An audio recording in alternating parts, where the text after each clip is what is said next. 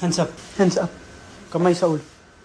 Inabutan sa kanilang workstation ang tatlong Chinese national sa isang hotel sa Binondo, Maynila. Abala ang tatlo sa kanilang online panluloko. Gumagamit sila ng mga social media accounts or Facebook accounts ng mga babae na gumagamit sila ng mga gandang larawan upang magpanggap na sila ito at kakaibiganin nila yung kanilang mga biktima. Pag nakuha na nila yung loob ay doon nila hihikayatin na mag-invest sa kanilang cryptocurrency investment platform. Palipat-lipat daw ng hotel at apartment ang mga suspect para di ma-detect ang kanilang aktibidad.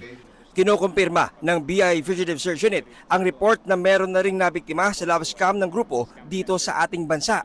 Wala pang pahayag ang mga dayuhan na nakakulong na sa BI Detention Facility sa Bikutan. Sa tanong kung madedeport agad ang tatlong Chinese pabalik sa kanilang bansa. Ang maari lamang pong makapigil sa kanilang deportation ay pag napag-alaman natin or madiskubre natin kung na may mga biktima din sila dito. So pag nalaman po natin na may biktima dito, kakasuhan din po sila dito.